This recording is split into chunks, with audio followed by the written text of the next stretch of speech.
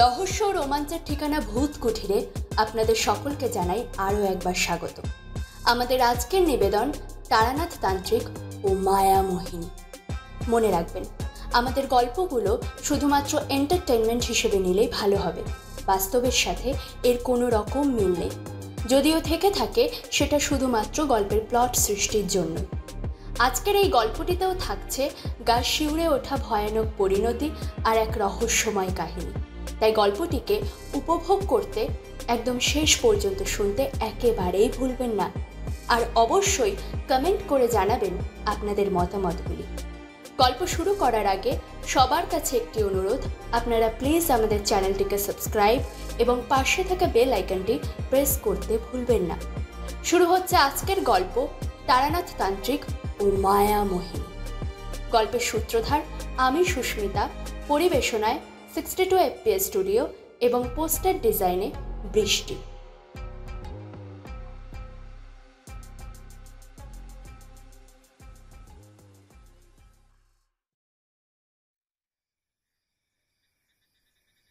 এক টানা চোখ বন্ধ করে কি যেন ভেবে চলেছিল সেই সাধু। এবার হঠাৎ একটা খস খস শব্দ শুনে উপরের দিকে তাকিয়ে দেখল, যে গাছের তলায় সাধু বসে রয়েছে তা অতি প্রাচীন এক অশ্বত্থ বৃক্ষ। বৃক্ষের তলায় যেমন শান্ত একটা ভাব রয়েছে, তেমন গ্রামের কোলাহল থেকেও বেশ খানিকটা দূরে। এই কারণেই সকাল থেকে গ্রামের এখানে ওখানে ঘুরে ফিরে সন্ধ্যার শেষে সাধু এখানে আশ্রয় নিয়েছিল। এতক্ষণ বেশ ভালোভাবেই কেটেছে, কিন্তু একটু আগে থেকে যেন একটা ব্যাপার শুরু হয়েছে। একটা খস খস শব্দ কোথা থেকে যেন বারবার সাধুর কানে এসে প্রবেশ করে সাধুর ধ্যান ভঙ্গ করতে শুরু করেছে। আশেপাশে তো কেউ কোথাও নেই, তাছাড়া এদিকটা তেমন জঙ্গল মতোও নয় যে নিশাচর কোনো প্রাণী আসবে এ সময়। তাহলে যে শব্দটা মাঝে মাঝে হচ্ছে, ওটা কিসের শব্দ? যেন মনে হচ্ছে গাছের উপরে কিছু একটা রয়েছে। সাধু ভালো করে গাছের উপরের দিকে তাকায়। আগুনের অভাবে ধুনো জ্বালানো হয়নি। একবার ধুনো জ্বালিয়ে ধোঁয়া করতে পারলে বেশ ভালো হতো। সাধু মনে মনে ভাবে, কাল গ্রামে গিয়ে যজ্ঞের জন্য প্রয়োজনীয় জিনিস এবং আগুন নিয়ে আসবে। বিকেলের দিকে গ্রামের এক বাড়িতে ভরপেট খেয়েছিল, তাই সাধুর শরীর কেমন ক্লান্ত হয়ে রয়েছে। মনে মনে আগের কথাগুলো ভেবে চলেছে। এখানে বেশি দিন থাকা চলবে না। এই পথে তাকে উত্তরের হিমালয়ের দিকে যেতে হবে। কবে পথে পথে বেরিয়েছে, এই পথ ঘুরতে ঘুরতে হিমালয়ে পৌঁছতে যে কতদিন লাগবে সে কথাও সাধু জানে না। গাছে হেলান দিয়ে চোখ বুজে একভাবে নিজের ইষ্ট দেবতাকে স্মরণ করে চলেছেন। তখনই সেই খস খস শব্দটা আবার হলো, আর এবার শব্দটা ঠিক যেন তার মাথার ওপরে। চমকে উঠল সাধু। গাছের ওপরের দিকে তাকিয়ে অন্ধকারের মধ্যেই বলল, কে আছো গাছের ওপর? নেমে এসো, নেমে এসো বলছি। সাধুর কথায় কিন্তু কেউ উত্তর দিল না। গাছের উপরে যে কেউ থাকতে পারে সেটাই সাধু বিশ্বাস করতে পারছিল না। সেই সন্ধে থেকেই সে গাছের তলায় রয়েছে, কই কখনো তো কিছু মনে হয়নি। আর এই অশ্বত্থ গাছের উপর এইভাবে লুকিয়ে থাকাও তো সহজ ব্যাপার নয়। অতি পুরনো গাছ, তাছাড়া বিকেলের দিকে ভালো করে গাছটার চারপাশে ঘুরে দেখে নিয়েছিল সাধু।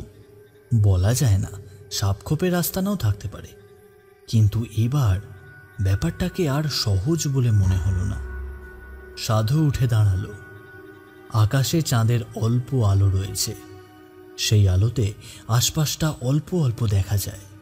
সাধু অশ্বত্থ গাছটাকে একবার প্রদক্ষিণ করে নিল। না, কোথাও কিচ্ছু নেই। গাছের একদম উপরের দিকে ডালপাতার গুঁড়িটা মিলে যেন একটা অদ্ভুত জায়গা তৈরি করেছে। তার ভেতরেই কেউ যদি বসেও থাকে, বাইরে থেকে তা বোঝা সম্ভব নয়। সাধু ভয় পেয়েছিল। যে ধরনের ভয় পাওয়ার কথা সেই ভয় নয়, অন্য ভয়। গ্রামের দিকে মাঝে মাঝে চোর ডাকাতের উপদ্রব হয়। যদিও আশেপাশের গ্রামে তেমন কথা শোনেননি সাধু, কিন্তু বলা তো যায় না। এই রাতে তাকে এখানে একা দেখতে পেয়ে নিশ্চয়ই ভেবেছে তার কাছে কিছু পাওয়া যাবে। চঞ্চল হয়ে ওঠায় সাধুর মনোসংযোগ বিঘ্নিত হলো। এতক্ষণ ধরে যে ইষ্টদেবতাকে সে স্মরণ করে চলেছিল তাও যেন কোথায় মুছে গেল মন থেকে। আর ঠিক তখনই গাছের ওপরে আবার সেই খস খস শব্দটা হলো। নিশ্চয়ই কেউ আছে, নিশ্চয়ই কেউ গাছের উপরে আছে। নেমে এসো, নেমে এসো বলছি। সাধুর কথা শেষ হলো না, ঠিক তখনই একটা মেয়েলি গলায় অদ্ভুত মিষ্টি স্বরে কেউ বলে উঠল, আমি আছি, উঠে এসো। সাধু অবাক হয়ে গেল। গাছের উপরের ওই স্থান থেকে কোনো মেয়ের গলা ভেসে আসছে কি করে? কোনো মেয়ে মানুষের পক্ষে ওখানে ওঠা অসম্ভব নয়, কিন্তু তাই বলে এত রাতে? সাধু আরও কিছু ভাবত তার আগেই ওই গাছের ওপর দিক থেকে কিছু একটার মুখ উঁকি দিল নিচের দিকে। আর সাধু তার দিকে তাকিয়ে অবাক হয়ে গেল। এত সুন্দর মেয়ে, এই রকম সুন্দর মেয়ে সাধু তার জীবনে আগে কখনো দেখেনি। তাকে দেখে সাধু মোহিত হয়ে তার দিকে তাকিয়ে আছে। এমন সময় মেয়েটা বলল, ওপরে উঠে এসো, উঠে এসো। আমি কখন থেকে তোমার জন্য অপেক্ষা করছি। সাধু এত মোহিত হয়ে গিয়েছিল যে অন্য কিছুই তার মনে রইল না। যদি থাকতো তাহলে একবারের জন্য হলেও সে বোঝার চেষ্টা করত এই এত রাতে এই গাছের ওপর মেয়েটা এলো কোথা থেকে। কিন্তু সাধুর সে ভ্রম ভাঙল না। গাছের আরেকটু কাছে এগিয়ে এসে কেমন যেন ধীর গলায় বলল, আমার জন্য অপেক্ষা করছো সুন্দরী? মেয়েটা অদ্ভুতভাবে হেসে উঠল, যেন প্রবল লজ্জা পেয়ে সে হেসে উঠেছে। আর সেই হাসির শব্দের সঙ্গে সঙ্গে কেমন একটা ঋণ ঋণে গলায় বলল, অপেক্ষা করছি তো, উঠে এসো না, উঠে এসো। তার কণ্ঠে কেমন একটা আকুল আরতি ছিল। সেই আরতি কাটিয়ে সাধু সেখান থেকে সরতে পারল না। অশ্বত্থ গাছের গায়ে একটা হাত রাখল, তারপর আস্তে আস্তে উপরের দিকে উঠতে শুরু করলো। একটু উঠতেই সেই মেয়েটা একটা হাত বাড়িয়ে দিল। তার হাতের স্পর্শ নিজের হাতে এসে লাগতেই সাধুর মনে হলো কি কোমল তার হাত। এমন কোমল হাতের অধিকারিণী, এমন সুন্দরী তার জন্য অপেক্ষা করছে। আর অন্ধকারের মধ্যে সাধু কিন্তু একবারও দেখল না সেই মেয়েটার মুখের দাঁতের দিকে। যদি দেখত তাহলে দেখতে পেত তার মুখের ঝকঝকে সাদা দুপাটি সুন্দর দাঁতের এক পাশ থেকে বেরিয়ে এসেছে দুটো ধারালো লম্বা দাঁত, যা সে কোমল ঠোঁটের আড়ালে লুকিয়ে রাখার চেষ্টা করছে। মেয়েটার হাত ধরে সাধু উপরে উঠে গিয়েছিল। তার পরের বর্ণনা আর না হলেও চলে, তবে বেশ কিছুক্ষণ পর নিস্তব্ধ রাতটাকে খান খান করে দিয়ে সাধুর মরণ আর্তনাদ শোনা গিয়েছিল। যদিও সেই আর্তনাদ গ্রামের অন্য লোকেদের কান পর্যন্ত পৌঁছয়নি, তবে পরদিন সকালে উঠে গ্রামের লোকেরা সেই সাধুকে আর দেখতে পায়নি। তার সেই সাধুর হিমালয় পর্যন্ত যাওয়া সম্ভব হয়নি।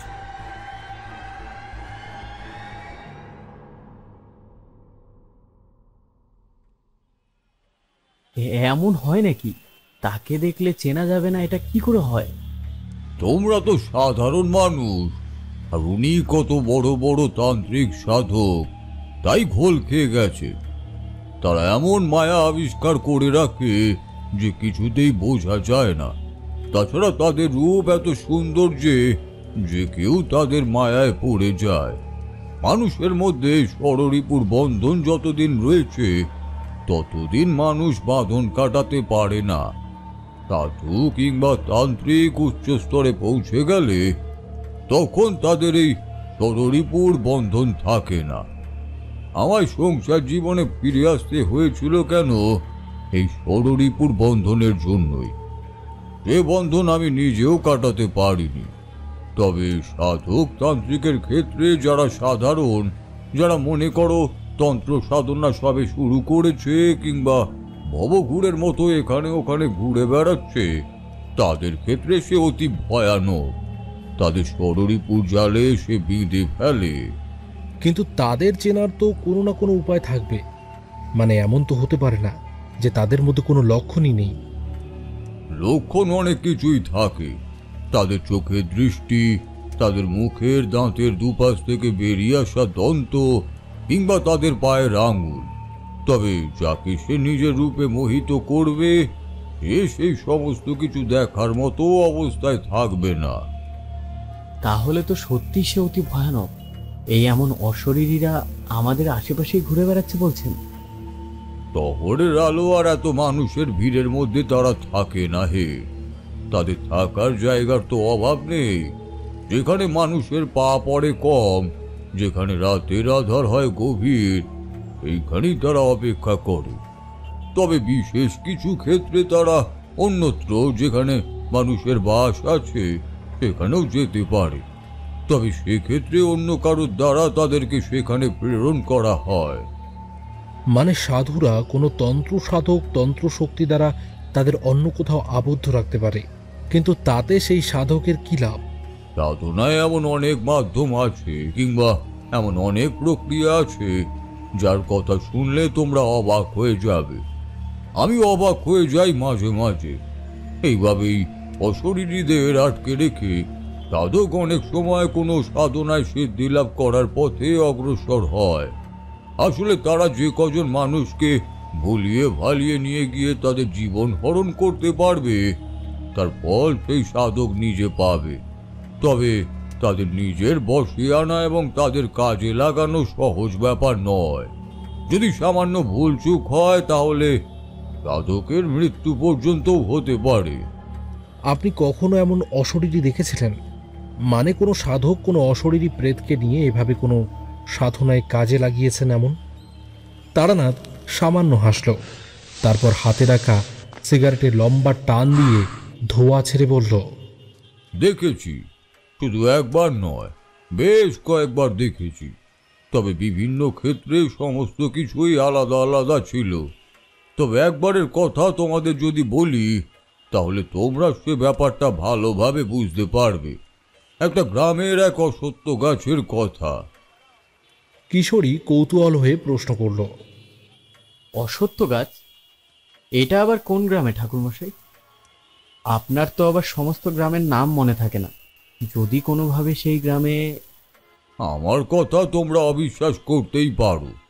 তোমাদের বিশ্বাস করাবো বলে আমি তো আর এখানে বসিনি নাকি। আমি আমার কথা তোমাদের বলি। যা আমার জীবনে ঘটে গেছে সেই সমস্ত কথাই বলি। সেগুলো মনে করতে আর বলতে ভালোই লাগে, তাই তোমাদের বলি। বিশ্বাস অবিশ্বাস করা তোমাদের ব্যাপার। বুঝতে পারলাম কিশোরী তারানাথকে সামান্য খোঁচা দিয়েছে, আর সেই খোঁচাটা যথাস্থানে গিয়ে লেগেছে। তাই বলল, আরে আপনি ছাড়ুন তো, আপনি যেটা বলছিলেন বলুন। কিশোরী আপনার কথা অবিশ্বাস করে না, ও আপনার সাথে মাঝে মাঝে মশকরা করে। এ আর আমি জানি না ভেবেছ?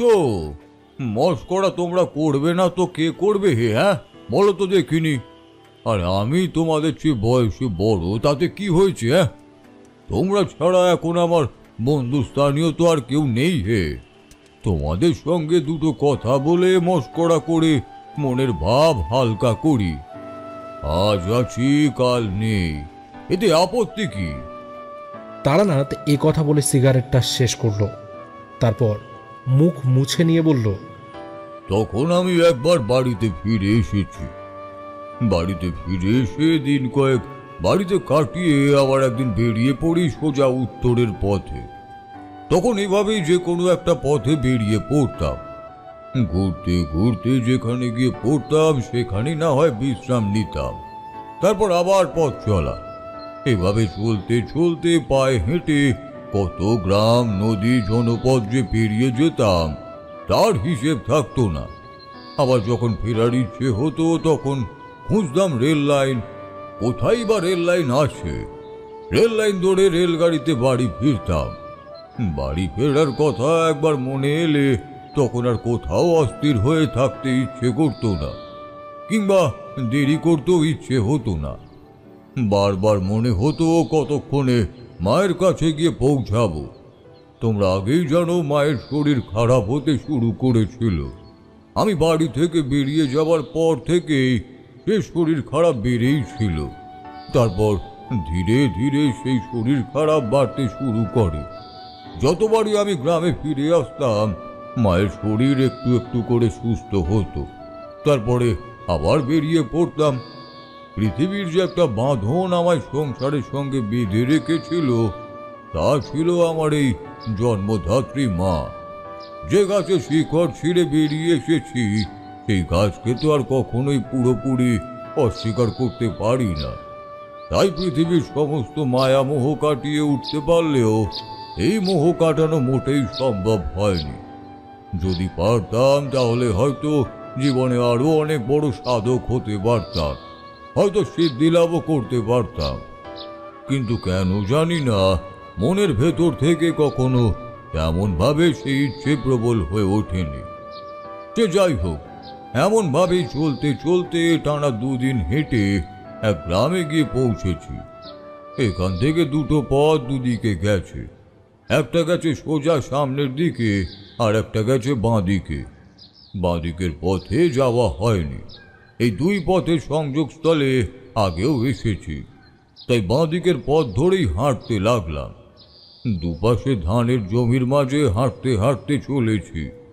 তখন বর্ষা শেষ হয়ে শরৎ আসতে শুরু করেছে, তাই ঠান্ডা গরম খুব একটা নেই। পায়ে হেঁটে সেই ধানের জমির মাঝের পথ পেরিয়ে ওপাশে ঢুকতেই একটা গ্রাম চোখে পড়ে। দুপাশে টানা গ্রাম বাড়ি। সরু গ্রামের রাস্তায় সেই রাস্তা ধরেই হাঁটতে হাঁটতে এগিয়ে গেলাম। অনেকটা পথ হেঁটে যাওয়ার পরেও গ্রামের কারোর কিন্তু দেখা পেলাম না। একটু অবাকই হলাম। 2-একটা বাড়িতে 2-একজন বাচ্চা কিংবা মেয়ে মানুষ চোখে পড়ল। তারা বাড়ির কাজেই ব্যস্ত, কিন্তু পথে সময় কাউকে চোখে না পড়ায় একটু অবাকই লাগলো। হাঁটতে হাঁটতে সেই পথ পেরিয়ে গ্রামের বাইরের দিকে চলে এলাম। গ্রামটা ছোট, 40 থেকে 45টার মতো ঘর রয়েছে। বেশ খানিকটা পথ হেঁটে বাইরের দিকের এক জায়গায় কয়েকজনের জটলা দেখতে পেলাম। বুঝতে পারলাম কিছু একটা হয়েছে, তবে কি মনে হতে সেই পথ ছেড়ে আবার হাঁটতে শুরু করলাম। সামনের দিকে হাঁটতে হাঁটতে অনেকটা এসে পড়েছি। দেখি 2 জন হাঁটতে হাঁটতে যাচ্ছে। তাদের মধ্যে একজন বলছে, আমি তো কিছুই বুঝতে পারছি না। কাল সন্ধেবেলায় দেখলাম সাধু বাবা ওই গাছের তলায় বসে আছে, তাহলে হঠাৎ করে যে কোথায় গেল? আমিও তো সেটাই বুঝতে পারছি না। সাধু বাবা তো বেশ কয়েকদিন গাছের তলায় রয়েছে, তাহলে হঠাৎ করে? তাছাড়া কাল বিকেলেই আমার সঙ্গে কথা হলো, সাধু বাবা বলল আমার বাড়িতে আসবে। তাদের কথাবার্তা শুনে বুঝতে পারলাম কোনো এক সাধুর কথা ওরা বলছে, যে বোধহয় হঠাৎ করেই গ্রাম ছেড়ে চলে গেছে। ওরা এমনই করে, যখনই ইচ্ছে হলো হঠাৎ করেই বেরিয়ে পড়ে।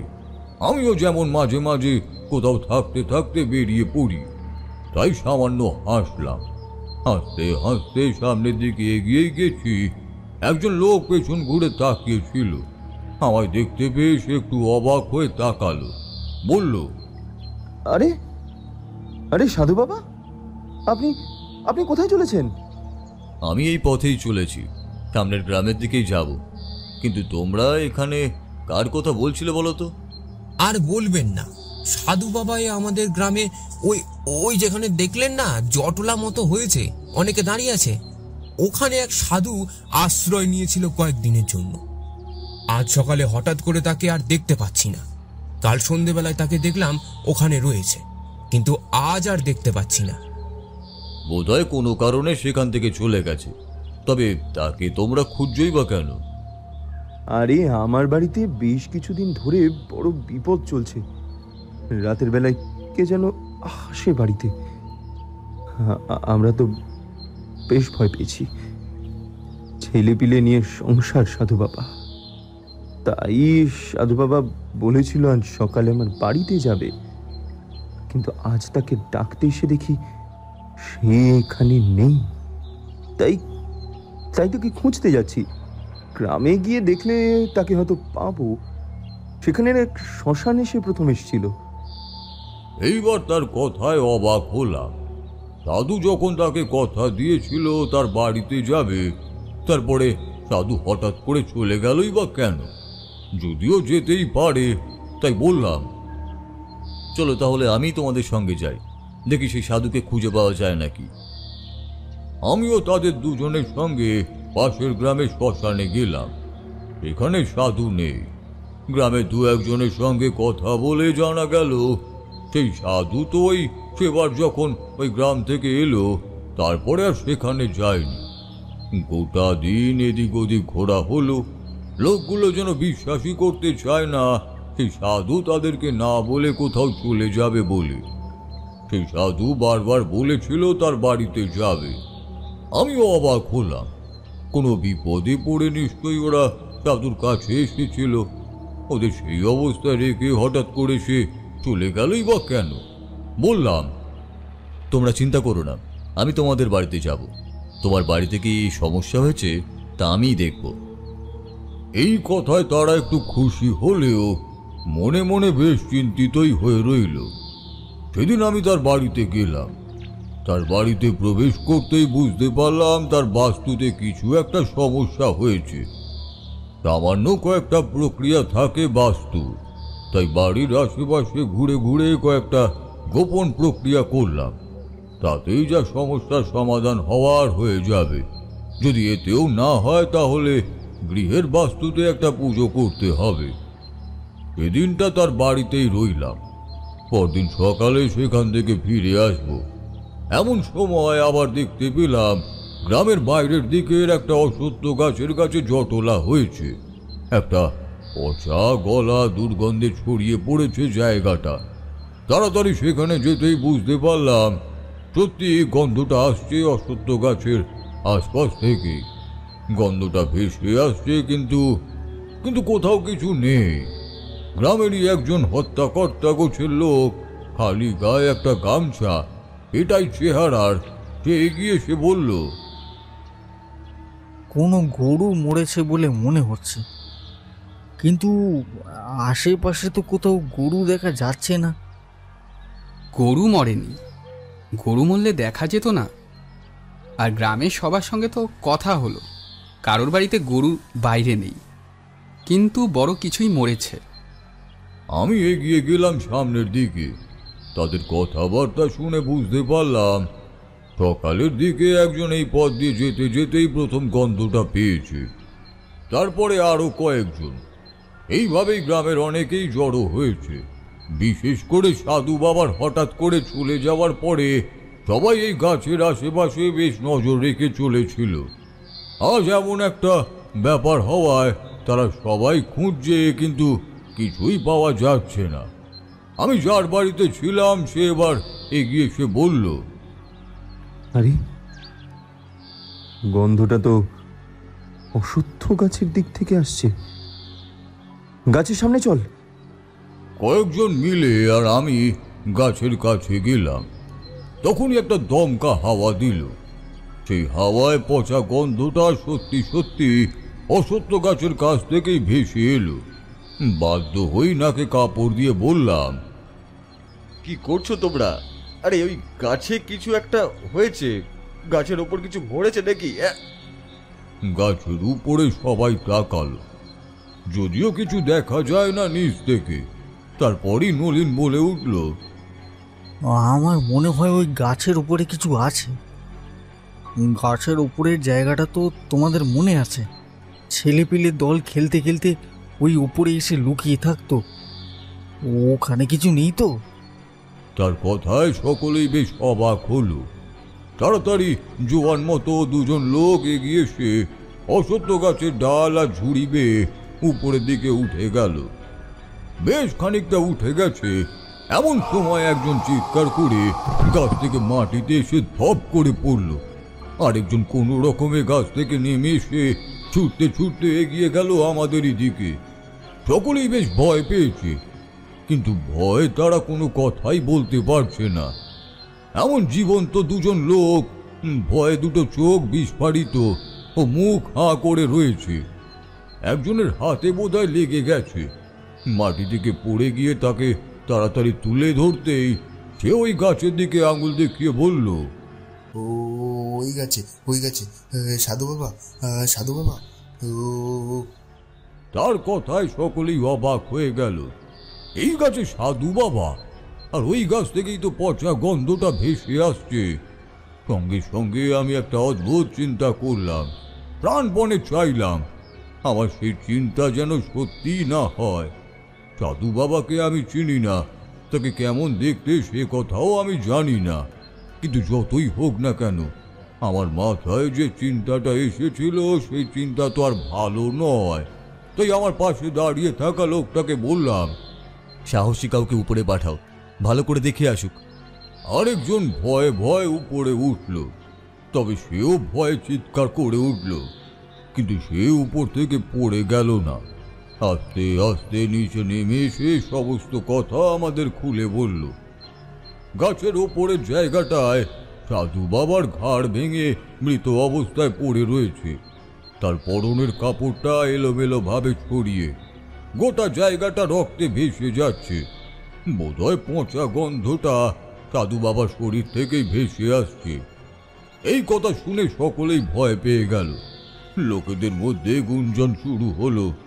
একটু পরে দুজন উপরে উঠে কোনো রকমে সাধু বাবার সেই মৃতদেহটা নিচে নামিয়ে নিয়ে এলো, কিন্তু সে দেহের কথা তোমাদের কাছে বর্ণনা করতে পারবো না।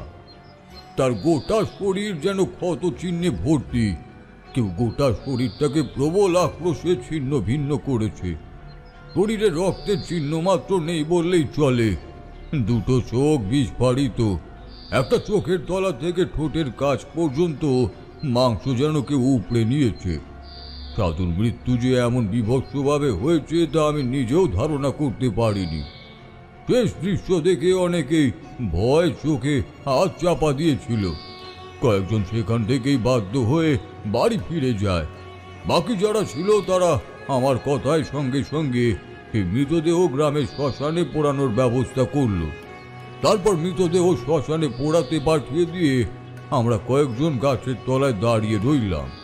একজন বলল, কিছুই তো বুঝতে পারছি না, এই সাধু বাবাকে এমনভাবে গাছের উপরে তুলে মারল কে? আর সাধু বাবা গাছের উপরে গেলই বা কেন? আমি কিন্তু ততক্ষণে কিছু একটা আন্দাজ করতে পেরেছি। গাছের চারপাশে বেশ কয়েকবার ঘুরে ফিরে দেখতে দেখতে আমার মনে হলো এই গাছ কোনো সাধারণ গাছ নয়।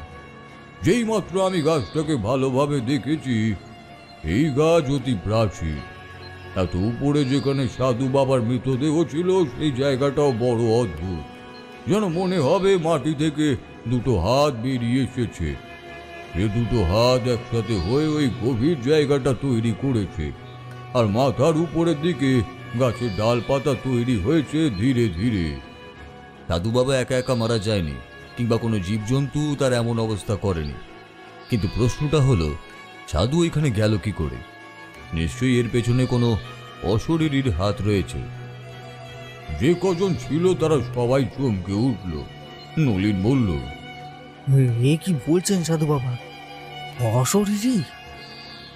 কিন্তু কিন্তু আমাদের এই গ্রামে তো এসবের উপদ্রব ছিল না। উপদ্রব ছিল না মানে এটা কি? তেমন কিছুই যে নেই তা তো বলা যায় না।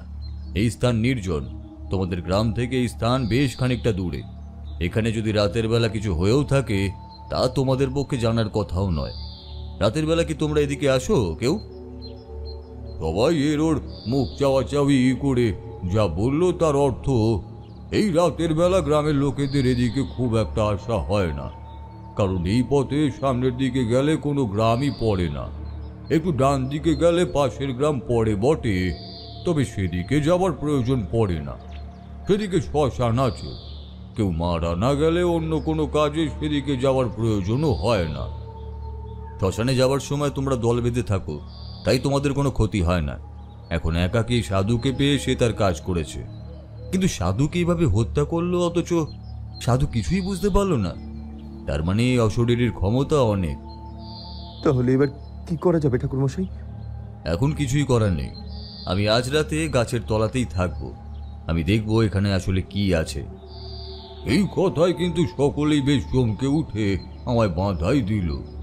যখন বুঝতে পারলাম তাদের কথা না শুনলে সমস্যা হতে পারে, ওরা আমায় কিছুতেই এখানে থাকতে দেবে না, তাই রাজি হয়ে যে লোকটির বাড়িতে আমি আশ্রয় নিয়েছিলাম তার বাড়িতেই থাকলাম।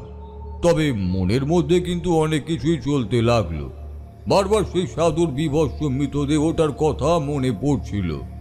সন্ধ্যের একটু পরে খাওয়া দাওয়া সেরে সকলে শুয়ে পড়েছিল। আমার কিন্তু ঘুম আসছিল না। আমি উঠোনের কাছে ঘোরাঘুরি করছিলাম। একটু পরে সেই লোকটা এগিয়ে এলো।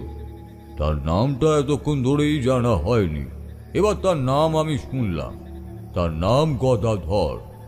সে আমায় ঘোরাঘুরি করতে দেখে সে বলল, বুঝতে পারছি সাধু বাবা যে আপনি কিছু ভাবছেন তাই ঘুম আসছে না, তবে আপনি কিন্তু ওই গাছের কাছে যাবেন না, আপনার কিন্তু বিপদ হবে। না না, আমি যাব না, তুমি ঘুমিয়ে পড়ো। গদাধর ঘুমোতে চলে গেল। বেশ কিছুক্ষণ পরে কি মনে হতে আমি বাড়ি থেকে বেরুলাম। হাঁটতে হাঁটতে এগিয়ে চললাম সেই গাছটার দিকে। ওই গাছের তলায় কিছু একটা আছে। শুধু এই গাছের তলায় নয়, ওই গাছেও কিছু একটা আছে। বারবার এমন একটা ভাব আমার মনের মধ্যে ঘুরে ফিরে আসছে। গ্রামের পথ শেষ করে ওই গাছের কাছের মাটির পথে দাঁড়িয়ে গাছটার দিকে তাকিয়ে রইলাম। আকাশে আধো অন্ধকার, চাঁদের অল্প আলোয় গাছটাকে যেন ভূতের মতো বলেই মনে হলো অন্ধকারে যুগ যুগ ধরে কিছু একটা লুকিয়ে রেখেছে। ওই ডাল পাতার প্রাচীন ঝুড়িগুলোর নিচে একভাবে তাকিয়ে রইলাম বেশ কিছুক্ষণ। আর তারপরই হঠাৎ করে মনে হলো গাছের দিক থেকে যেন একটা আকর্ষণ আমায় গাছের দিকেই টানছে। অবাক হয়ে গেলাম, এমন একটা ব্যাপার তো আগে লক্ষ্য করিনি। সকালে অতক্ষণ গাছের তলায় ছিলাম, তখন তো এমন কিছু মনে হয়নি, তাহলে এখনই বা কেন? বারবার মনে হতে লাগলো ওই গাছটা যেন দুটো হাত বাড়িয়ে আমায় তার দিকেই ডেকে চলেছে। আমিও নিজের অজান্তেই কখন যে হাঁটতে হাঁটতে মাটির রাস্তা ছেড়ে নিচের জমির দিকে নেমে এসেছি তার নিজেরই মনে নেই। হ্যারিকেন সঙ্গে ছিল তখন। একদম গাছের তলায় এসে দাঁড়িয়েছি। অবাক হয়ে গেলাম, কোথাও কিছু নেই, মনের মধ্যে কোনো অনুভূতিও নেই। অশুভ শুভ অনেক কিছু অনুভূতি আমি আগে থেকেই বুঝতে পারি, তবে কিছুই বুঝতে পারলাম না। গাছের তলা ছেড়ে আবার গ্রামের রাস্তার দিকে এগিয়ে যেতে শুরু করব, ঠিক এমন সময় গাছের উপর দিক থেকে একটা গলা ভেসে এলো। কে ওখানে? সঙ্গে সঙ্গে চমকে উঠলাম। গলাটা যেমন মিষ্টি তেমনই স্নিগ্ধ, যেন একটা রিনরিনে সেতারের মধ্যে থেকে শব্দ ভেসে এলে যেমন হবে তেমনই গলাটা ভেসে এলো। অতঃপর সেই গলার স্বরে আমি মোহিত হয়ে তাকালাম গাছের দিকে। এইমাত্র মনে হলো গাছের পেছনের দিক থেকে কেউ আমায় ডেকেছে, কিন্তু না, কোথাও কেউ নেই। ভুল শুনলাম, এতটা কানের ভুল হয়ই বা কি করে? কথাটা ভেবে আবার পেছনের দিকে ঘুরে হাঁটতেই যাব, এমন সময় আবার ওপরের দিক থেকে গলাটা ভেসে এলো। কোথায় যাচ্ছ? আমি যে তোমার জন্য অপেক্ষা করছি। এইবার গলাটা যে উপরের দিক থেকে ভেসে এসেছে বুঝতে পেরেছি। উপরের দিকে তাকাতেই দেখতে পেলাম সেই জায়গাটা অশ্বত্থ গাছের গুড়ির প্রায় 3 হাত উপরের দিকে, যেখানটা কালো মতো হয়ে রয়েছে। আগেই বলেছি, এখান থেকেই একটা মুখ বেরিয়ে আসছে আমার দিকে। চাঁদের অল্প আলোটাও কি করে যেন তার মুখের ওপর গিয়ে পড়েছে। টানা টানা দুটো চোখ, মিষ্টি মুখের হাসি, একটা অপরূপ সুন্দরী নারীর মূর্তি, তার মাথার চুলগুলো কালো কুচকুচে, অল্প হাওয়ায় যেগুলো দুলছে। সে আমার দিকে তাকিয়ে সেভাবেই বলল, চলে যাচ্ছ কেন? আমি যে তোমার জন্য অপেক্ষা করছি। উঠে এসো, আমার কাছে এসো। একটা না এতটা বলে তারানাথ চুপ করল। তার চোখে মুখে একটা অদ্ভুত ভাব দেখা দিয়েছে। আকাশের দিকে তাকিয়ে যেন তারানাথ অনেক কিছুই দেখতে পারছিল, আর সেটাই দেখতে পেয়ে সে অস্থির হয়ে পড়ছিল। কিছুক্ষণ কিশোরীও চুপ করে রইল। আমি অপেক্ষা করছিলাম তারানাথের আরও কিছু বলার জন্য। বেশ কিছুক্ষণ এভাবে থেকে তারানাথ বলল, তার কথা শেষ হবার সঙ্গে সঙ্গে একটা রিনরিনে হাসির শব্দ ভেসে এলো। আমার মনে হলো আমার চারপাশের এই অসত্য গাছতলা, এই গ্রামের পথ, ঘাসের জমি, সমস্ত কিছু যেন কোথায় হারিয়ে গেছে। আমার সামনে দাঁড়িয়ে রয়েছে এক অপরূপ সুন্দরী মেয়ে। জ্যোৎস্না চাঁদের আলোতে তার গোটা সর্বাঙ্গ থেকে যেন আলো বেরিয়ে আসছে। এমন সুন্দরী নারীর মুখ আমি কখনো এর আগে দেখিনি। সে এক পা করে হেঁটে যাচ্ছে সামনের দিকে, আর পিছনের দিকে ঘুরে আমায় হাত দিয়ে ডাকছে। কোন রকমে আমি সামনের দিকে 2 পা এগিয়ে গেলাম। আমার তখন কিছুই মনে নেই, তবে এটুকু মনে আছে যে আমি বলেছিলাম, আমার জন্য অপেক্ষা করছো? কিন্তু তুমি কি করে জানলে যে আমি তোমার জন্য এখানেই আসবো? আমি যে তোমার জন্য অপেক্ষা করে আছি। আমি জানি তুমি আজ এখানে আসবে। আমি গাছের আরো কাছে এগিয়ে গেলাম। সেই নারী মূর্তির মুখও এখন ওখানে দেখতে পাচ্ছি। সে তার একটা হাত আমার দিকে বাড়িয়ে দিয়েছে। তার সেই হাত যেন আধো অন্ধকারের মধ্যে উজ্জ্বলভাবে আমি দেখতে পাচ্ছি। এমন নমনীয় সুন্দরী নারীর হাত এর আগে আমি কখনো দেখিনি। একটা মিষ্টি তীব্র সুগন্ধ ভেসে আসছে তার দিক থেকে। আমি গাছের একদম সামনে গিয়ে দাঁড়ালাম। বুঝতে পারলাম গাছের ওপরে ওঠার জন্য সে আমায় আহ্বান করছে। কিন্তু এই গাছে আমি কি করে উঠতে পারবো?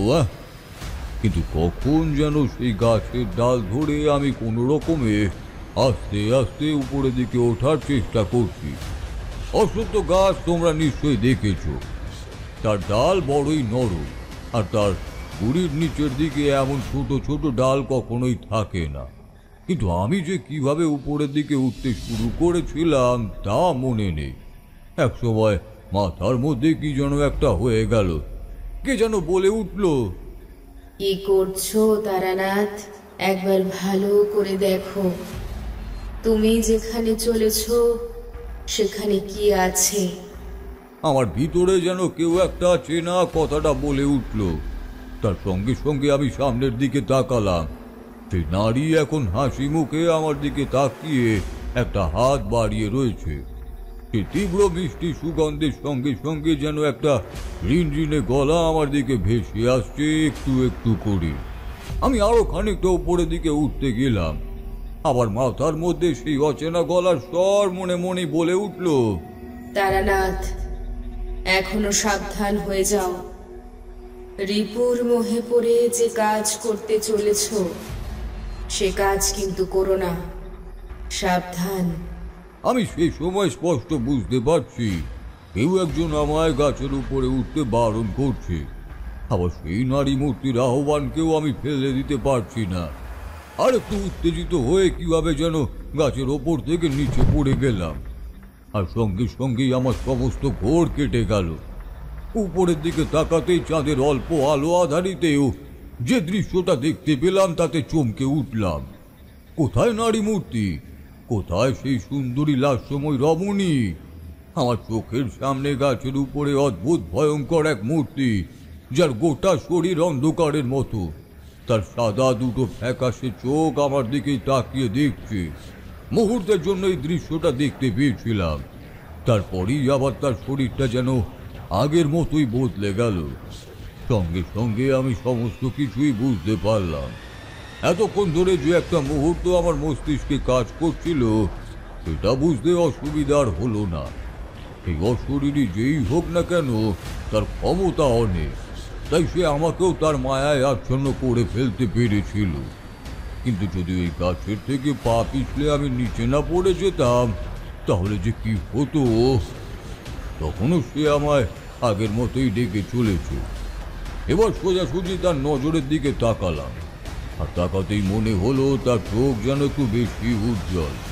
তার চোখে কোনো সাদা ভাব নেই, কালো কুচকুচে তার গোটা চোখের মণি।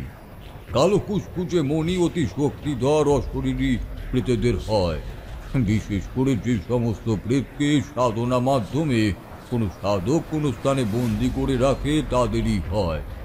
আমি কিন্তু তখনই সেখান থেকে পালাবার চেষ্টা করলাম না, যেন বুঝতে পারছিলাম ওই গাছের চৌহদ্দি ছাড়া অন্য কোথাও তার ক্ষমতা নেই। কোনোভাবেই সে সেই গাছে বন্দি হয়েছে, আর তাই সে তার মোহ বিস্তার করে দূর থেকে সবাইকে গাছের দিকে টেনে আনে, তারপর গাছের উপরে নিয়ে গিয়ে নিজের হিংসা চরিতার্থ করে।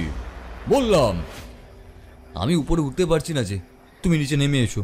তুমি আমার জন্য যদি অপেক্ষা করে থাকো তাহলে আসতেও তো পারবে নাকি? তার মুখে এতক্ষণ হাসি ফুটেছিল, এবার তার মুখের হাসিটা কেমন যেন ধীরে ধীরে মিলিয়ে গেল। সেখানে একটা অবাক বিস্ময়ের সাথে অদ্ভুত একটা রাগ ফুটে উঠেছে। হাসবি না? তোকে তোকে আসতে বলছি, তুই আমার কাছে আয়। সঙ্গে সঙ্গে একটা অদ্ভুত ব্যাপার বুঝতে পারলাম, তার দুটো চোখ তীব্রভাবে যেন উজ্জ্বল হয়ে উঠেছে। সে চোখ আমায় আবার মোহিত করতে চাইছে। আশেপাশে সেই মিষ্টি গন্ধের সাথে তার সুরেলা গলার হাসি, সমস্ত কিছু মিলিয়ে সে আমায় আটকাতে চাইছে এখানে। ততক্ষণে সে আরো খানিকটা নেমে এসেছে, এই দুটো মস্ত ডালের ভাগ দিয়ে নিচের দিকে। তার দুটো হাত এখন বাইরে। আমি বুঝতে পারলাম যেভাবেই হোক সে আমাকে তার আয়ত্তের মধ্যে আনতে চাইছে, আর তারপরে সে তার কাজ করবে। এই সাধুকে যেভাবে নৃশংসভাবে হত্যা করেছিল আমাকেও তাই করবে। ঠিক তখনই কাছেই কোথায় যেন একটা শিয়াল ডেকে উঠল। এখানে আসার পর থেকে শিয়ালের ডাক আমি শুনতে পারিনি। হঠাৎ করে শিয়ালটা ডেকে ওঠায় কেমন যেন অবাকই হয়ে গেলাম। শিয়ালের ডাকের সঙ্গে সঙ্গে সেই নারী মূর্তি কেমন যেন অবাক হয়ে বাইরের দিকে তাকালো। আমি গাছের একদম কাছে দাঁড়িয়েছিলাম, ঠিক সেই মুহূর্তটাই যেন আমি পেয়ে গেলাম, আর যেন এক লাফে গাছের তলা থেকে বেরিয়ে এলাম বাইরের দিকে। সঙ্গে সঙ্গে সে চিৎকার করে বলে উঠল, চলে যাচ্ছিস কেন ভাই? বলছি বলছি আমার কাছে আয়, চলে যাস না, দাঁড়া দাঁড়া বলছি, চলে যাস না। আমি তার কথা শোনার জন্য আর সেখানে দাঁড়ালাম না। একবার যখন তার মায়া থেকে বাইরে আসতে পেরেছি তখন আর তার মায়ায় আর দ্বিতীয়বার পড়ব না। আমি গাছ থেকে পেছনের দিকে হাঁটতে শুরু করলাম। তার সেই মধুর ডাক আস্তে আস্তে যেন বিভৎস হয়ে এলো। ফিরে আয় বলছি, ফিরে আয়। আজ পর্যন্ত কেউ আমার হাত থেকে বেঁচে ফিরতে পারেনি। ফিরে আয়, ফিরে আয় আমার কাছে। আমি আর পেছনে ফিরলাম না, সামনের দিকে তাকিয়ে হাঁটতে লাগলাম। আস্তে আস্তে গ্রামের পথে এসে পড়লাম, তারপর সোজা পথ ধরে বাড়িতে গেলাম। তখনও ঘুমিয়ে রয়েছে সবাই। বাকি রাত একটা দাওয়ার কাছে বসেই কাটিয়ে দিলাম। পরদিন সকালে গদাধরের ঘুম ভাঙতেই গদাধরকে সমস্ত কথা খুলে বললাম। শুনে সে যেন অবাক হয়ে গেল আর বলল, কিন্তু সাধু বাবা, সে যেই হোক না কেন তাকে তো সেখান থেকে তাড়াতে হবে, না হলে তো গ্রামের লোকেদের বিপদ হতে পারে। আবার ওই পথে রাতের বেলা কেউ যায় না, সে কথা ঠিক, কিন্তু কেউ যদি মায়ায় পড়ে। তাছাড়া আপনাদের মতো সাধু সন্ন্যাসীরা মাঝে মাঝে এই দিকে আসেন, ওই দিকটা ফাঁকা। সাধু সন্ন্যাসী হলে ওই দিকেই থাকে। কয়েক বছর আগেও আরো একজন সাধু এখানে এসেছিলেন, তারপর সেই সাধুও হঠাৎ করে গ্রাম ছেড়ে চলে গিয়েছিলেন। সে মারা গেছে নাকি সে কোথাও চলে গেছে তা জানি না, কিন্তু যদি বিপদ আমার কারোর হয় সেটাই ভেবেই। বুঝতে পারলাম গদাধর মিথ্যে বলেনি।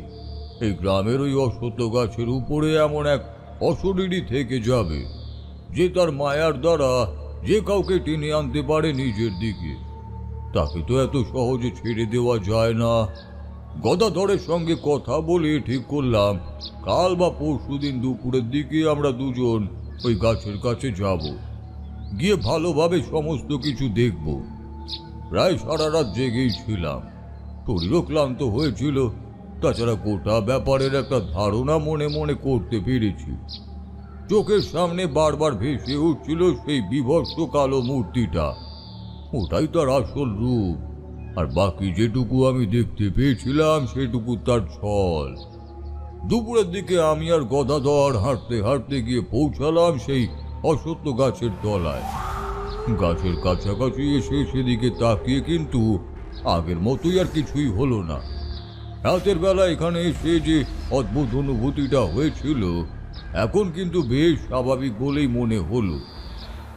গদাধর আমার সঙ্গেই এসেছিল, সে গাছের দিকে তাকিয়ে বলল, সাধু বাবা, এতদিন ধরে আমরা এখানে রয়েছি, কখনো তো এমনটা হয়নি। এই গাছে যে কিছু থাকতে পারে সে কথাই আমি ভাবতে পারিনি। ওই সাধু বাবাকে ওই গাছের উপরে অমনভাবে দেখে তারপরে জানি কেমন একটা মনে হলো। গদাধর একভাবে তাকিয়েছিল সেই গাছের দিকে, আমিও গাছের দিকে তাকিয়ে দেখলাম, কিন্তু কেমন যেন একটা অদ্ভুত অনুভূতি হলো। গদাধর, আমার মনে হয় এখানে যাকে আমি দেখেছি সেখানেই আছে। দিনের আলো এভাবে তার উপস্থিতি বোঝা সম্ভব নয়। আমাদের এই গাছের উপরের জায়গাটা একবার দেখতে হবে ভালো করে। সাধু বাবা, আমার পক্ষে তো ওখানে ওঠা সম্ভব নয়। গ্রামে ফিরে গিয়ে কাউকে ডেকে আনি? না, আর কাউকে এইসব ব্যাপারে বলা যাবে না, তাদের গ্রামের লোকেরা ভয় পাবে। গ্রামের লোকেরা এই সমস্ত ব্যাপার জানলে গ্রামের লোকেদেরই বিপদ বাড়বে। তুমি এই কথা কাউকেই বলতে যেও না। তাছাড়া যে ব্যাপারটা ঘটে গেছে তারপরে যদি এমন হয়, বুঝতেই তো পারছো। গদাধর আমার কথায় বেশ ভয় পেল, কাঁপা কাঁপা গলায় বলল, আবার যদি তেমন কিছু হয়? আর সাধু বাবা, এই গ্রামে এত রোগ রয়েছে, তাদের কখনো কিছু হয়নি। ওই সাধু বাবা তো ভালো লোক ছিল। আমি মনে মনে ভাবলাম ওরা বলেছিল যে এইখানে এক সাধু হারিয়ে গিয়েছিল, তাহলে সেই সাধুও কি ওই গাছের উপরে? কিন্তু সেটাই বা কি করে হয়? তার মানে গাছের আশেপাশে কোনো একটা নির্দিষ্ট সময় না এলে তাকে দেখা যায় না। গাছের একদম কাছে সেই দাঁড়ালাম, দিনের আলোয় গাছের চারপাশটা স্পষ্টভাবে দেখা যাচ্ছে, আর সেই স্পষ্ট আলোতে গাছের গায়ে চিহ্নগুলো দেখতে পেলাম। অদ্ভুত কিছু চিহ্ন, এমন চিহ্নই গাছের গায়ে ছেলের দল করতে পারে না, কিংবা কোনো অতি সাধারণ মানুষ এমন চিহ্ন আঁকার কথা মনে মনেও ভাবতে পারে না। এই চিহ্ন আসলে এমন এক চিহ্ন যার সঙ্গে তন্ত্রের যোগ রয়েছে। আমি ভালো করে চিহ্নগুলোর দিকে তাকিয়ে দেখতে লাগলাম। গাছের চারিদিকে সেই চিহ্ন আঁকা, আর সেই চিহ্নের গায়ে এগিয়ে গিয়ে একবার হাত রাখলাম। মনের ভেতরটা কেমন করে উঠল। গদাধর আমায় লক্ষ্য করেনি, সে চারিদিকে ঘুরে বেড়াচ্ছিল। একটা কথা আমি বারবার ভেবে চলেছিলাম, প্রথমবার যে সাধু এখানে এসেছিল সেও যদি একইভাবে মরতো তাহলে তার মৃতদেহ তো উপরেই পাওয়ার কথা। লোকেরা যখন সাধুর মৃতদেহ নামিয়েছিল তাহলে আরেকটা মৃতদেহ না হলেও কঙ্কাল তো তারা দেখতেই পেত। তাছাড়া এমন ফাঁকা জায়গায় কাক কিংবা শেয়াল কুকুরের দল তো মৃতদেহের গন্ধ শুকেই এসে পড়বে, তেমনটাও তো হয়নি। তার মানে সেই সাধু মারা যায়নি। এমন সময় গদাধর বলল, সাধু বাবা, ওইখানে ওটা কি? তার কথা শুনে তাড়াতাড়ি গাছটার পেছনের দিকে গেলাম। দেখলাম গাছের গুড়িটা 3 হাত যেখানে উঁচু হয়েছে ঠিক সেখানেই একটা মস্ত বড় লোহার পেরেক পুঁতা রয়েছে। সেই পেরেকের গায়ে জড়িয়ে রাখা হয়েছে লাল সুতো। সুতোটা হাওয়ায় অল্প অল্প উঠছে। পেরেকটাও বেশ খানিকটা ভেতরে ঢোকানো হয়েছে। গদাধর সেটা হাত দিয়ে বার করতেই যাচ্ছিল, আমি তাকে ধমকে উঠে বললাম, কি করছো কি গদাধর? ওখানে হাত দিও না। এই জিনিস কি তা তুমি এখনো ধারণাই করতে পারছো না। ওর ক্ষমতা অনেক, সাবধান হয়ে যাও। আমার কথায় গদাধর পিছিয়ে এলো। এগিয়ে গিয়ে ভালো করে পেরেকটা আমি দেখলাম, বেশ পুরনো। তার গায়ে জড়িয়ে রাখা লাল সুতোটাও কেমন যেন পুরনোই হয়ে এসেছে। বৃষ্টি রোদে পুড়তে পুড়তে সুতোর অবস্থা যেমন হয় আর কি। কিন্তু ওই সামান্য পেরেক আর ওই সুতোই আমার মনের মধ্যে কিন্তু ভয়ের সঞ্চার করেছিল। গাছের গায়ে থাকা সেই চিহ্নগুলো, তার সঙ্গে এমন একটা লাল সুতো বাঁধা পেরেক, এই সমস্ত কিছু ভালো লক্ষণ নয়। তার মানে ওই অশরীরই এখানে নিজের ইচ্ছেতে আসেনি, এখানে তাকে কেউ কোনো কারণে আটকে রেখেছে। কিন্তু কে সে, আর কেনই বা তাকে এখানে আটকে রেখেছে? সবচেয়ে বড় ভয়টা ছিল এমন শক্তিধর কোনো অশরীরীকে পুরোপুরিভাবে ধ্বংস করাও সম্ভব নয়। আমার মুখের দিকে তাকিয়ে গদাধর একটু অবাক হয়েই বলল, সাধু বাবা, আপনি কি ভয় পাচ্ছেন? কি আছে, আমায় খুলে বলুন না। তাকে খুলে বলার মতো কিছু ছিল না। কোনো কথা তাকে বললে সে ভালোভাবে বুঝতে পারবে না। তবে আমি বুঝতে পারছিলাম আমার কি করা প্রয়োজন। তাতে বিপদ আছে, কিন্তু এই বিপদের ঝুঁকি আমায় নিতেই হবে। না নিলেই গ্রামের লোকেদের ওপর যে বিপদ থাকবেই, এই বিপদ থেকে তাদের বাঁচানোর জন্য সবসময় তো আর আমি এখানে থাকবো না। তাই একটু ভেবেই বললাম, গদাধর, আজ রাতে আমাদের আবার এখানে আসতে হবে। গদাধরের সঙ্গে বাড়িতে ফিরে সমস্ত কিছুরই ব্যবস্থা করে নিলাম, আর কাউকে কিছু জানানো হলো না। গদাধর আর আমি প্রয়োজনীয় জিনিসপত্র জোগাড় করে সন্ধ্যার পরেই সেই গাছের কাছে চলে গেলাম। গাছটা গ্রামের বাইরের দিকে, তাই লোকেদের চোখে পড়ল না। সেই গাছের কাছে একটা যজ্ঞের আগুন জ্বেলে সেইখানে প্রয়োজন মতো এক বিশেষ প্রক্রিয়ায় পুজো করলাম। তারপর সে যজ্ঞের ছাই গাছের চারিদিকে ছড়িয়ে দিয়ে অপেক্ষা করতে লাগলাম রাত হবার জন্য। অপেক্ষা করে চলেছি। দেখতে দেখতে আকাশে কালো মেঘ এসে জমা হলো। ঠান্ডা শিরশিরে বাতাস বইতে লাগলো। গদাধর এক সময় বলল, সাধু বাবা, কিছুই তো হচ্ছে না। আমরা দুজন এখানে আছি বলেই কি আজ? অপেক্ষা করতে হবে গদাধর, এত সহজে তার দেখা পাওয়া যাবে না। তবে মাত্র এ কথা বলেছি, ঘাসের উপরে গদাধর নিজের হাতের হেলান ছেড়ে শরীরটাকে এলিয়ে দিয়েছে মাত্র। ঠিক তখনই গাছের দিক থেকে ভেসে এলো হাসির শব্দ। আবার সেই রিনরিনে মেয়েলি গলায় কেউ বলে উঠল, গদাধর, গদাধর, আমার কাছে এসো, এসো আমার কাছে। আমি যে তোমার জন্য এখানে অপেক্ষায় আছি।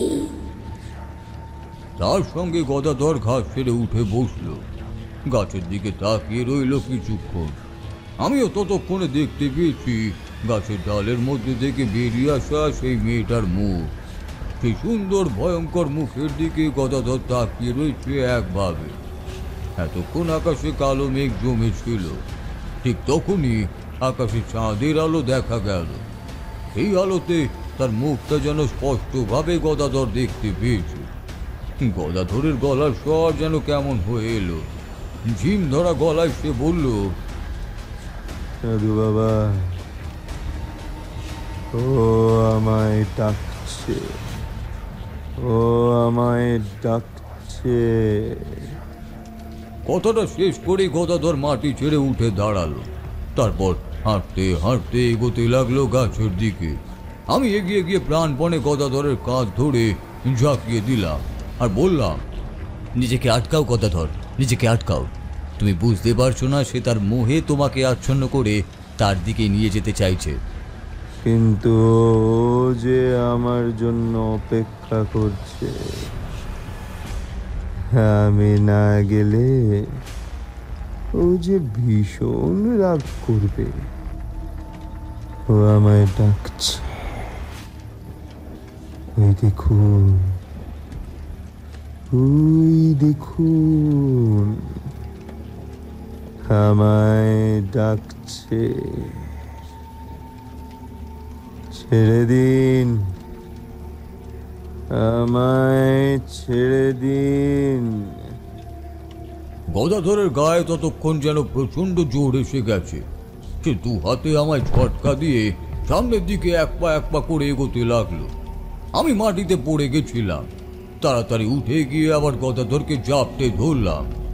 ততক্ষণে গাছের উপর থেকে হাসির শব্দ ভেসে আসছে। কেউ বলছে, তুই কি ভেবেছিস আমায় এখানে আটকে রেখে তুই গোটা গ্রামকে বাঁচাবি? পারবি না, কিছুতেই পারবি না। যতক্ষণ আমি গাছে আটকে রয়েছি ততক্ষণ আমি কাউকে ছাড়বো না, কাউকে ছাড়বো না। কিন্তু কেন তুমি এমন করছো? এই গ্রামের লোকেরা তো তোমার কোনো ক্ষতি করেনি, আর এই গ্রামের গাছের কাছে তুমি এভাবে এসে বসেছই বা কেন? গদাধর এক পা করে সামনের দিকে এগিয়ে যাচ্ছে, আর তাকে জড়িয়ে ধরে থাকা আমি তার সঙ্গে সামনের দিকেই যাচ্ছি। আবার সেই হাসির শব্দের সঙ্গে মেয়েটি বলে উঠল, আমি নিজের ইচ্ছাতে এখানে আসিনি, আমাকে এখানে আটকে রেখেছে। আজ অনেক বছর ধরে আমায় এখানে আটকে রেখেছে। এখানে যেই সাধু আসবে, যার মধ্যে তন্ত্র ক্ষমতা সামান্য থাকবে, আমি তাকেই হত্যা করব এবং তারপর তার সমস্ত ক্ষমতা আসবে আমার কাছে। আমায় যে আটকে রেখেছে তার কোনো ক্ষতি তো আমি করতে পারবো না।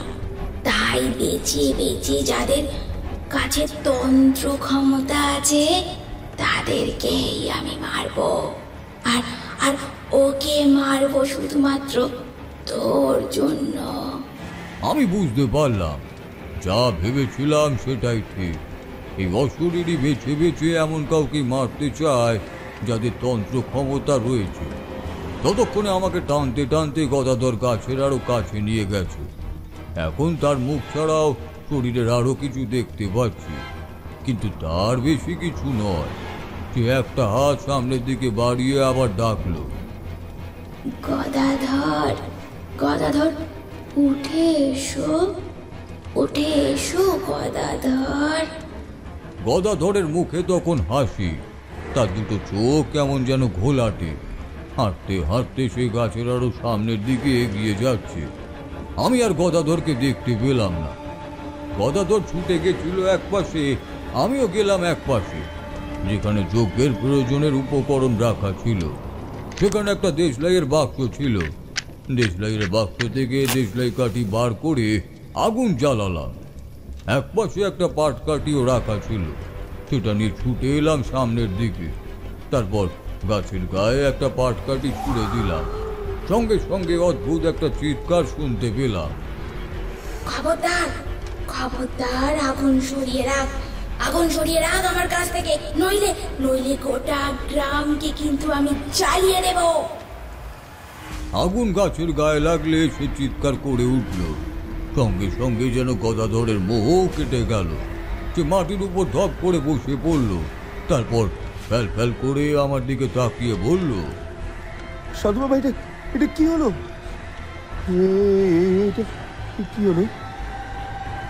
একটু আগে আমি কি কিছু করেছি? সেসবের সময় নেই গদাধর, গাছের দিকে তাকিয়ে দেখো একবার। গদাধর গাছের দিকে তাকালো, আর সঙ্গে সঙ্গে তার মুখ থেকে একটা ভয়ানক চিৎকার বেরিয়ে এলো। ওটা কি সাধু বাবা? গাছের উপর ওটা কি? এটাই হলো সেই অশরীরী। এই যে এই এতদিন ধরেই গাছে রয়েছে। নিশ্চয়ই এখানে ওকে কোনো সাধু আটকে রেখে গেছে, আর তাই সাধুদের ওপর আক্রোশের জন্যই সেই কাজ করেছে। ততক্ষণে সে আবার চিৎকার করতে শুরু করেছে। ভয়ার্ত গলায় হাসতে হাসতে সে বলল, এত সহজে আমার হাত থেকে নিস্তার পাবি না। একবার পিছনের দিকে তাকিয়ে দেখ। পেছনের দিকে তাকাতেই সঙ্গে সঙ্গে শিয়ালের দল দেখতে পেলাম, আর তার সঙ্গে সঙ্গে এক গাদা শিয়ালের ডাক কানে এসে ঢুকল। সঙ্গে সঙ্গে গাছের উপরে সেই ছায়ামূর্তি ভয়ঙ্কর ভাবে হেসে উঠল। তার হাসির শব্দে আমি শুধু নয়, এবার গদাধর পর্যন্ত বেশ চমকে উঠেছিল। এসব কি হচ্ছে সাধু বাবা? আমি সামান্য হাসলাম ততক্ষণ। আমি সবকিছুই বুঝতে পেরে গেছি, তাই বললাম। এখনো বুঝতে পারছো না? এই সমস্ত কিছুই ওর কারসাজি।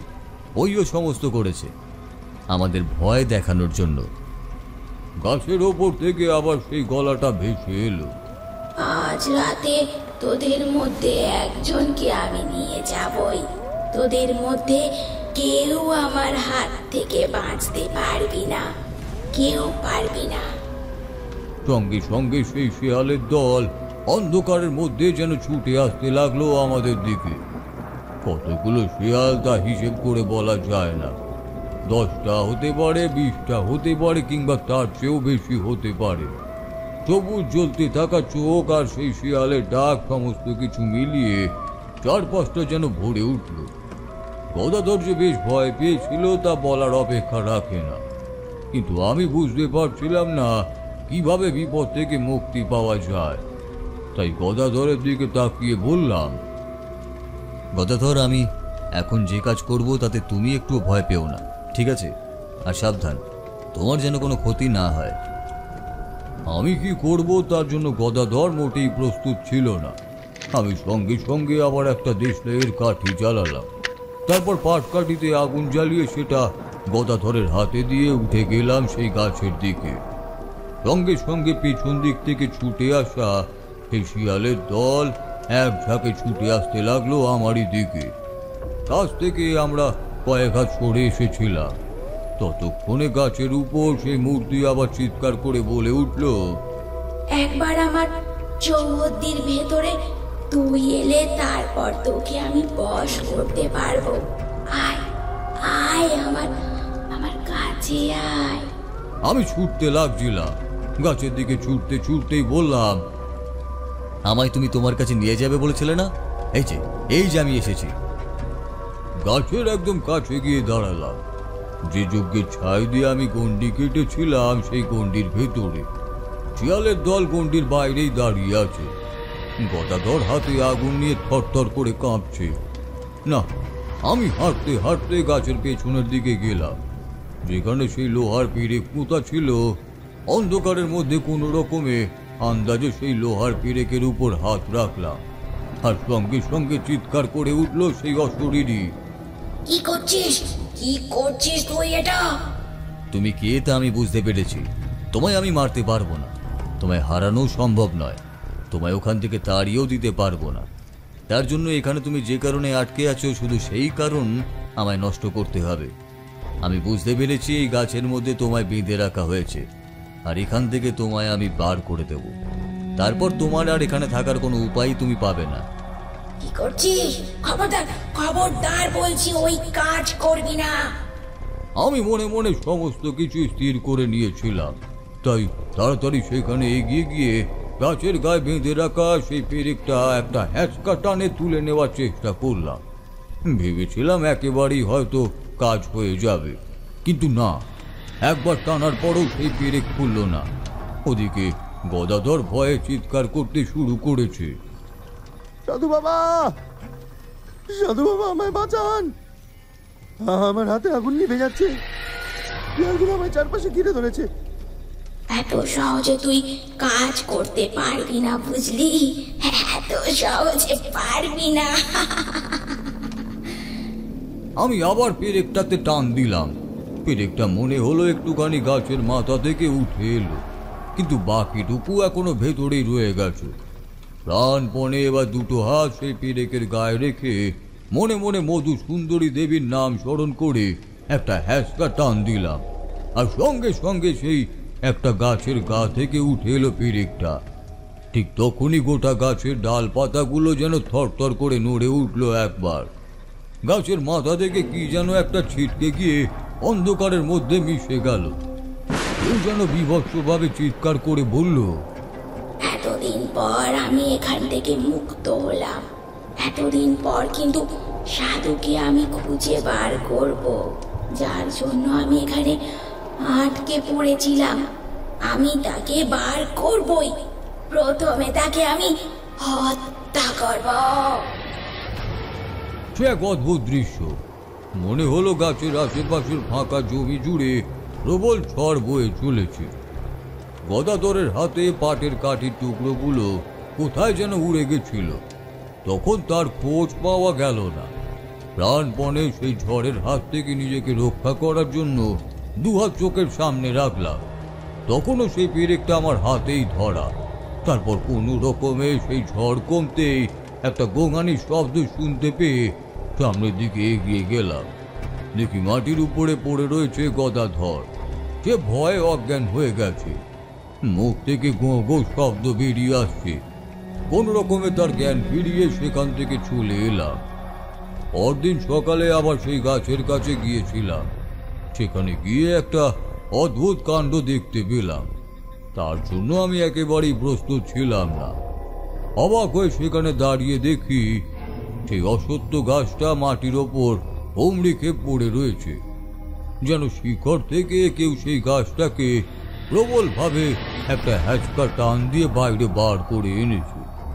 গ্রামের লোকেরা সেই গাছের এমন অবস্থা দেখে নিজের মধ্যে কথা বলা বলি করতে লাগলো। সেদিনই সন্ধেবেলা আমি গ্রাম ছাড়লাম। গদাধর এক সময় আমায় বলল, আপনি সবটাই বুঝতে পেরেছিলেন তাই না সাধু বাবা? আপনি বুঝতে পেরেছিলেন ওই অশরীরীকে এখান থেকে না তাড়ালে কিছুই করা সম্ভব হবে না। আমি গদাধরকে সে ব্যাপারে আর কিছুই বলতে চাইনি। তাকে সামান্য কিছু একটা বুঝিয়ে দিয়ে সেখান থেকে চলে এসেছিলাম। তবে এ কথা বুঝতে পেরেছিলাম ওই অশরীরী সাধারণ কোনো ভূত প্রেতের পর্যাতেই পড়ে না। আমাদের এই জগতের সাথে সমান্তরালে চলতে থাকা অন্য জগৎ থেকে, যেখান থেকে ডাকিনী, যোগিনী, এমনকি যক্ষিণী আসে, সেইখান থেকে এই অশরীরীকে সে এনেছিল। সেই সাধকের ক্ষমতাও অনেক, এবং সেই অশরীরীর ক্ষমতাও অনেক ছিল। তার সঙ্গে সরাসরি যুদ্ধ আমি করতে পারবো না, তাই তাকে ওখান থেকে তাড়িয়ে দিতেই বাধ্য হয়েছিলাম। আমি জানতাম মুক্তি পেলে সে আর আমাদের ক্ষতি করার চেষ্টা করবে না। একটানা এতটা কথা বলে তারানাথ চুপ করতেই কিশোরী বলল, পেরেক দিয়ে ওই শক্তিশালী অশরীরীকে ওখানে আটকে রেখেছিল? প্রথমে আমিও সেটাই ভেবেছিলাম। পরে এক সাধুর সঙ্গে এ বিষয়ে কথা বলে আরো অনেক কিছুই জানতে পেরেছিলাম। আসলে গাছের গায়ে সেই চিহ্নগুলো এঁকে ওই গাছটাকে একটা আধারে পরিণত করেছিল সেই সাধু। সেই আধারে ওই অশরীরীকে সেটা আটকে রেখেছিল। ওই দিক দিয়ে এই পরবর্তীতে সে কোনো এক সাধক সাধনা নিশ্চয়ই করত, কিন্তু হয়তো সেই সাধক অন্য কোথাও মারা যায়, কিংবা সেই সাধক এই সমস্ত কথা কোনোভাবে ভুলে গিয়েছিল। তাছাড়া এর অন্য অনেক কারণই হতে পারে। হয়তো সেই গ্রামের পথই তার আর মনে নেই, তাই সেই অশরীরী সেখানেই আটকে পড়েছিল। ওই সুতো বাঁধা পেরেক ছিল তার বন্ধন। ওই আধার থেকে তাকে বের করার একমাত্র চাবিকাঠি ছিল ওই সুতো বাঁধা পেরেক। যেমন ঘরের দরজায় তালা দিয়ে সেই তালা খোলার একমাত্র উপায় থাকে আমাদের চাবি, ওটাও ছিল তেমনই। তাই ওটা বার করতে আমায় বড়ই কষ্ট করতে হয়েছিল। তবে ওটা বার করার পরেই সেখান থেকে সে মুক্তি পেয়ে যায়।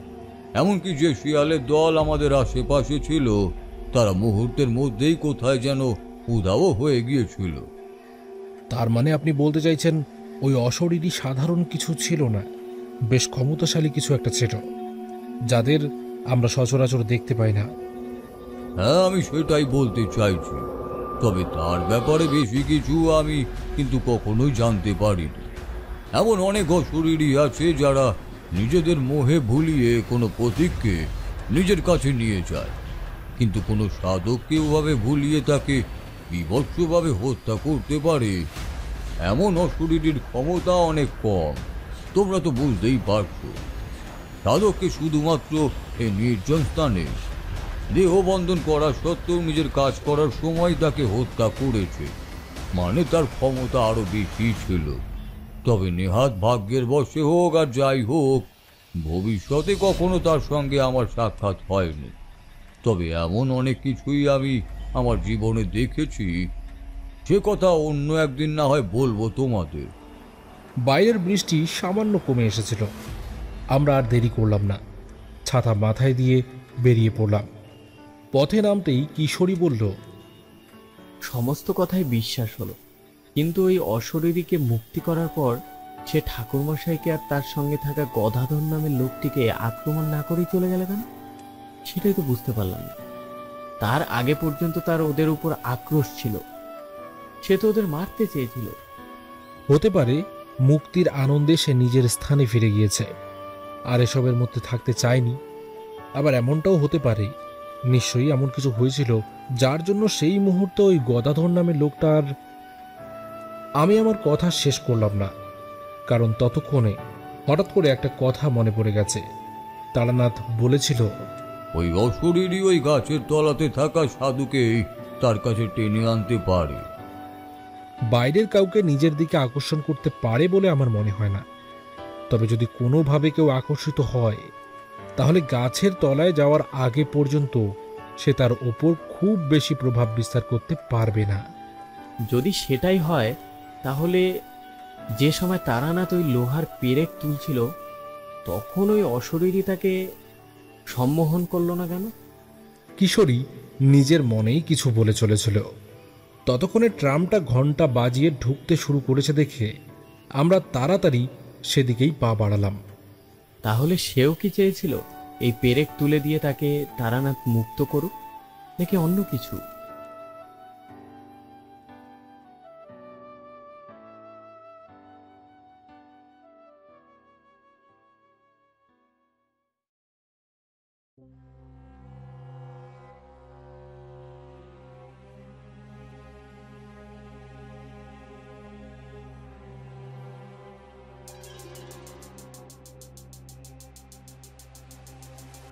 শুনছিলেন তারানাথ তান্ত্রিক ফ্যান ফিকশনের গল্প তারানাথ তান্ত্রিক ও মায়া মোহিনী। তারানাথ তান্ত্রিকের চরিত্রে রয়েছেন বুবাই, বিভূতির চরিত্রে রয়েছেন ইরফান, কিশোরীর চরিত্রে রয়েছেন সুদীপ এবং অন্যান্য চরিত্রে রয়েছেন রৌনক, দিগন্ত, প্রত্যুষা, রূপঙ্কর, আরুময়, শুভম, দীপ্তদীপ, কৌশিক ও বর্ণালী। আশা করছি আজকের আমাদের এই ইউনিক পরিবেশনা আপনাদের অনেক ভালো লেগেছে। যদি ভালো লাগে তাহলে অবশ্যই গল্পটিকে লাইক, কমেন্ট এবং শেয়ার করতে কিন্তু ভুলবেন না। আর যারা নতুন গল্প শুনছেন, please to subscribe and press the bell icon. আজকের মতো ভূত কুঠিরের দরজা এখানেই বন্ধ হচ্ছে। ফিরে আসবো পরবর্তী গল্পে। ততক্ষণ সকলে ভালো থাকবেন এবং সুস্থ থাকবেন। ধন্যবাদ।